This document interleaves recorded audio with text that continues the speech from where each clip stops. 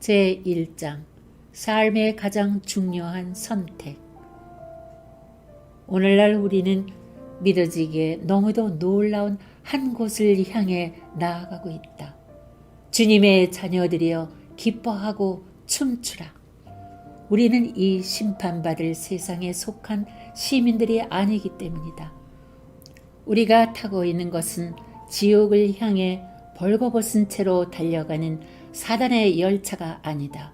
절대로 아니다. 예수님의 열차가 가는 목적지는 한 곳밖에는 없으며 그것은 바로 하늘인 것이다. 그 정류장은 속히 다가오고 있다. 주님께서는 그의 하늘에 대하여 성경 66권 중 53권의 책에서 말씀하셨다. 그것은 단지 어떤 비유적인 말 또는 시적인 개념이 아닌 것이다. 하늘은 문자 그대로 하나님과 천사들이 거주하는 장소인 것이다. 하늘은 위엄 있고 말로 표현할 수 없이 그렇게 완전하게 영광스러운 곳이기 때문에 하나님께서도 그것을 충분하게 묘사하실 수 없을 정도이며 우리 인간의 언어로는 다 표현할 수 없는 한계에 있기 때문인 것이다. 하나님께서 자기를 사랑하는 자들을 위하여 예비하신 것들은 눈으로도 보지 못하고 귀로 듣지도 못하였으며 인간의 마음속에 들어온 적도 없었느니라. 고린도전서 2장 9절 말씀.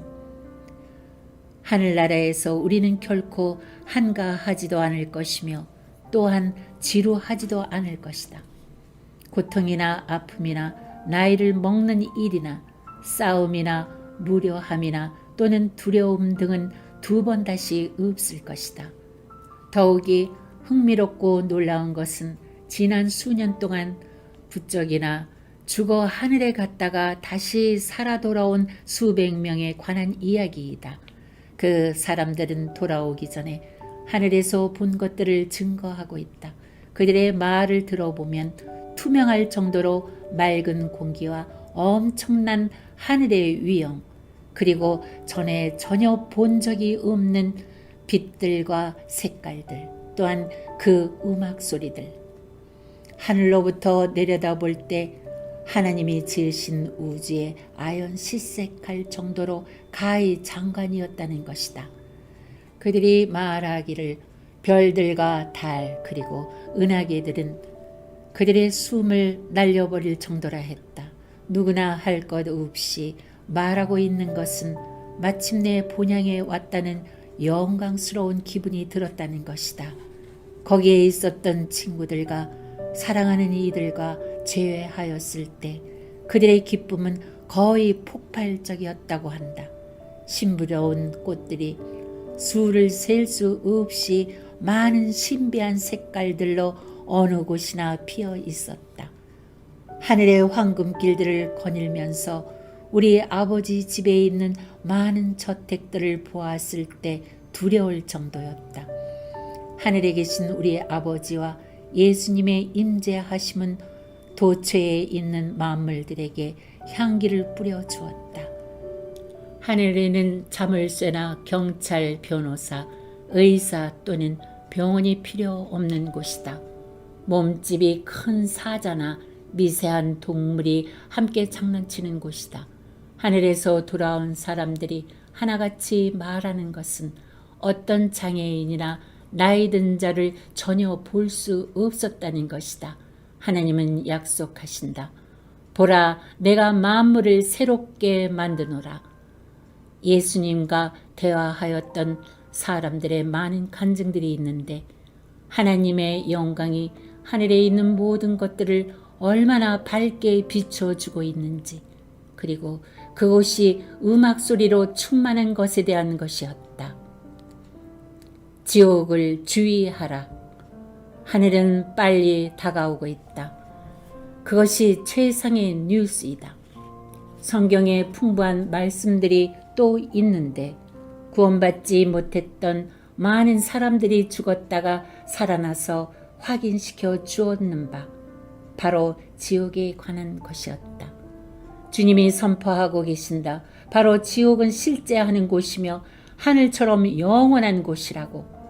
그것은 완전 흑암의 깊고 깊은 구덩이요 고통받는 영들이 살고 있으며 찌들어지게 고독한 장소이며 또한 절망의 현장인 것이다. 그곳에 있는 혼들은 그들이 하나님으로부터 영원히 단절되었다는 사실을 알므로 괴로움을 받고 있다. 그들은 또한 예수 그리스도를 주님과 구세주로 영접하였다면 지옥을 피할 수 있었던 길을 생생하게 기억하며 괴로워하고 있다. 지옥의 공포에 대해 간증한 많은 증인들은 살아나자마자 즉시 그들의 마음을 예수님께 드렸다. 오늘날 우리는 60억의 다른 영혼들과 한 세계 속에서 함께 달려가고 있는 것이다. 이 세계는 스스로 시간의 종점을 향해 맨몸으로 질주하고 있는 것이다. 주님께서는 우리에게 능력 있는 예언적 진리들의 명세서를 주신 바 되었는데 그것은 우리로 하여금 예수님의 재림이 가까운 것을 말해주는 하늘에 있는 거대한 시계를 읽을 수 있도록 보증하는 것이다. 그분은 잃어버린 영혼들 한 사람 한 사람이 시계가 자정을 알리기 전에 그분의 십자가를 끌어안고 그의 왕국에 들어가기를 간절히 바라고 계신다. 임박한 재림의 때. 그러나 시간이 얼마나 남았을까? 많이 남지 않았다. 대부분의 성경학자들의 의견이 일치하고 있다.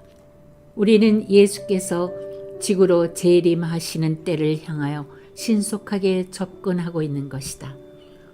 우리 주님은 더 이상 이사야서 53장의 종의 형상으로서가 아닌 요한이 계시 가운데 본 그대로 승리를 거둔 만왕의 왕으로 오실 것이다. 그 순간에 세상의 모든 전쟁은 끝이고 하늘의 거대한 시계가 천년의 카운트다운을 시작할 것이며 지구상의 삶은 철저히 바뀔 것이다. 우리는 아담과 이브가 날이 시원할 때 하나님과 걸으며 대화했던 이후 알려지지 않았던 단란한 양질의 사랑을 다시 경험하게 될 것이니 바로 사단은 더 이상 지구상에 남아있지 못할 것이기 때문이다. 사단과 그의 악한 귀신들은 1000년 동안 묶이게 될 것이고 하나님의 약속대로 예수님께서 예루살렘 다윗의 보좌에 앉아 통치하실 것이다.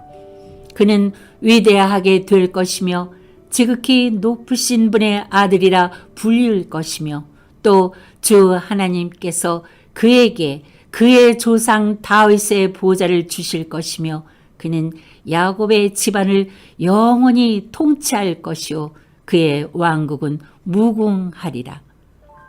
그러나 한 가지 주목할 것이 있다.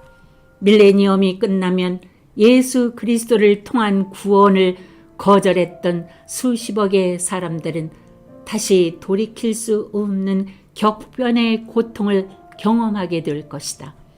그들은 다시 돌아올 수 없는 캄캄한 흑암의 구덩이로 떨어질 것이다. 거기에는 함께 갈 친구들도 다시는 없을 것이다. 예수님의 구원을 거부했던 때를 회상하며 또한 얼마나 어리석게도 지옥이 실체가 아닌 단지 저주하는 말로만 여겨졌던 것을 후회하며 그들은 뼈가 산산이 부서지는 고통을 겪게 될 것이다. 그러나 더욱 최악의 것이 있다면 지옥에 떨어진 사람은 죽을 수도 없다는 것이다. 그러면 우리는 무엇을 해야 할 것인가?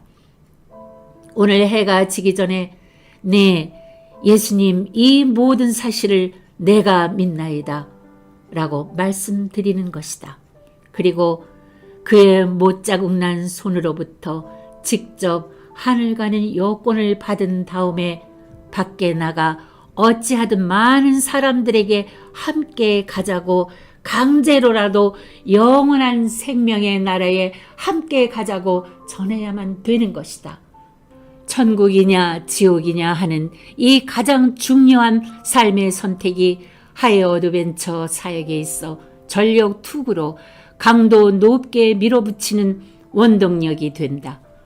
오직 영원함만이 지금 지나가는 순간순간에 공헌한 것들을 나타내 보여줄 것이다.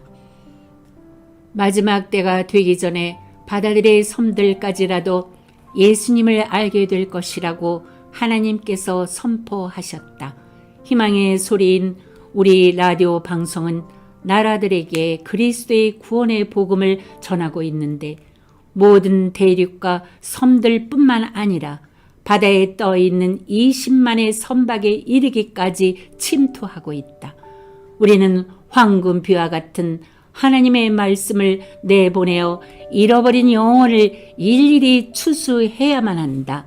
하이어 어드벤처를 도우시는 분들은 누구나 마지막 추수의 위대한 기적을 창조하는 사역을 돕는 것이 되는 것이다.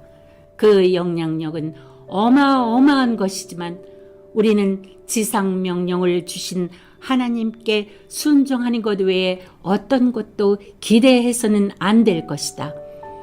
우리는 다만 예수님의 강력한 경고하심에 의한 삶을 살고 있는 것이다.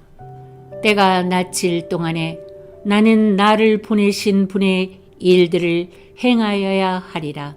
밤이 오면 그때는 아무도 일할 수 없느니라. 요한복음 9장 4절.